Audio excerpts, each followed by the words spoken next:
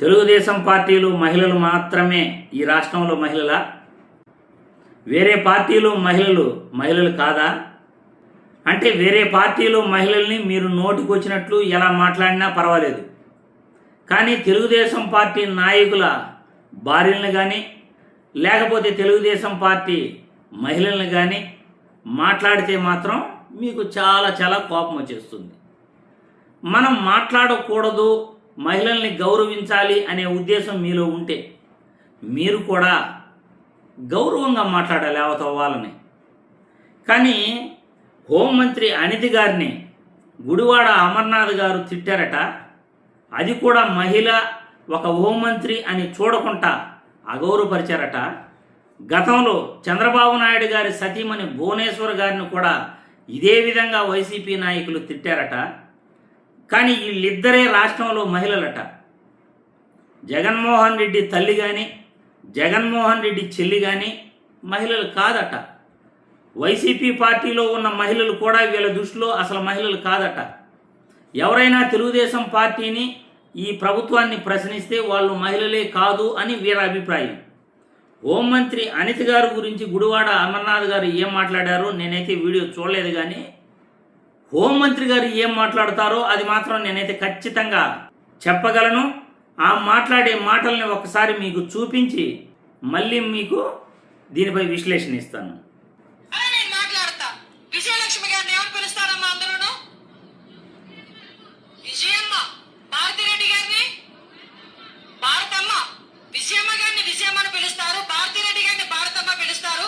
మరి వీళ్ళ అమ్మ అని పిలిచిన భారతమ్మ అని పిలిచిన వాళ్ళకి ఈయన నాలుగు ఏమవుతాడో ఒక్కసారి మనం కూడా ఆలోచన చేసుకోవాలి. మొన్న పేర్లు ఎందుకులేండి, మొన్న ఎవడో మాట్లాడుతున్నా అంటే గుడ్డు పగల కొట్టడం కూడా మాకొచ్చు. గుడ్లు పగల కొట్టడం చూసారుగా. మరి భారతమ్మ గురించి, రాజకీయాలలో లేని జగన్మోహన్ రెడ్డి గారి సతీమణి గురించి, విజయమ్మ గారి గురించి, ఆమె సంబంధాలు ఎలా అంటగట్టి మాట్లాడుతున్నారో మీరందరూ కూడా చూశారు. మరి జగన్మోహన్ రెడ్డి గారి సతీమణి మహిళ కాదా? తెలుగుదేశం పార్టీలో నాయకులకు సంబంధించిన తెలుగుదేశం పార్టీకి చెందిన మహిళలు మాత్రమే మహిళలా? చంద్రబాబు గారు సతీమణి మాత్రమే ఈ రాష్ట్రంలో మహిళ? మరి వైసీపీ మహిళా నాయకురాలను కూడా చాలామంది తిడుతుంటారుగా. అధికార పార్టీలు మనం ఉన్నప్పుడు మనం మాట్లాడే పద్ధతి ముందుగా నేర్చుకోవాలి. ఎలా మాట్లాడాలి, అవతల వాళ్ళతో ఎలా బిహేవ్ చేయాలి. మనం నిజాయితీ పరులైతే అవతల వాళ్ళు మాట్లాడిన దానిపై కూడా మనం ఇచ్చే కౌంటర్ సభ్యత సంస్కారవంతంగా ఉండాలి. అవతలవాడు తిట్టాడు అని మనం కూడా తిట్టేస్తే అతనికి మీకు తేడా ఏముంటుంది చెప్పండి? అవతలవాడు తిట్టాడు అని మనం కూడా తిట్టేస్తే అవతల వాళ్ళకి మనకి తేడా ఏముంటుంది?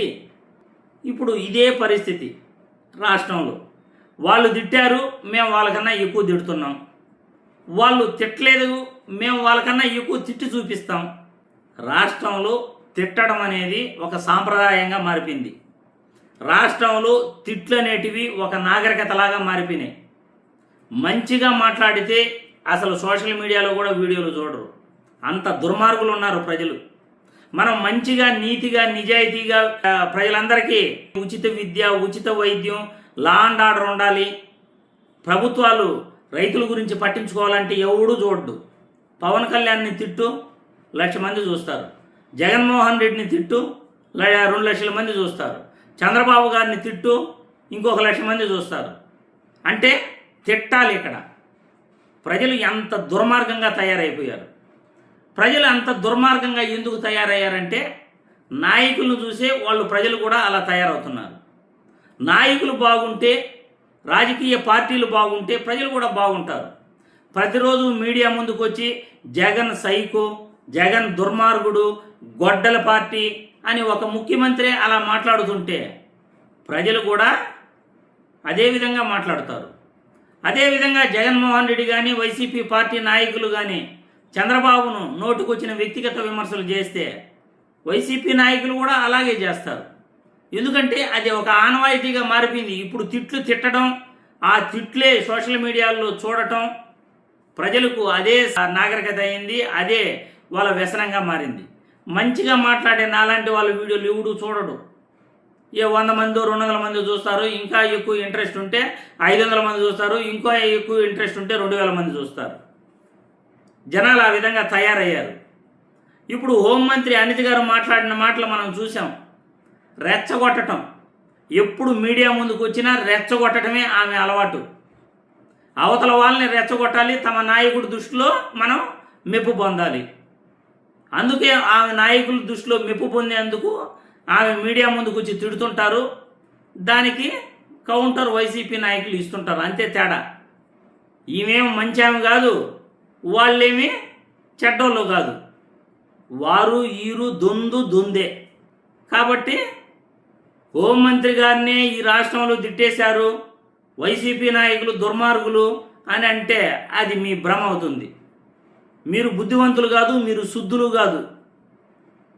మీరు మీడియా ముందుకు వచ్చి ముఖ్యమంత్రి దగ్గర నుండి కార్యకర్త వరకు మీరు వాళ్ళకన్నా ఎక్కువ తిట్లు తిడతారు. కానీ మీకు 4 ఛానల్స్ ఎక్కువ ఉన్నాయి, సోషల్ మీడియా ఉంది కాబట్టే వైసీపీ వాళ్ళపై దుర్మార్గమైన ప్రచారం చేస్తారు, అంతే తేడా.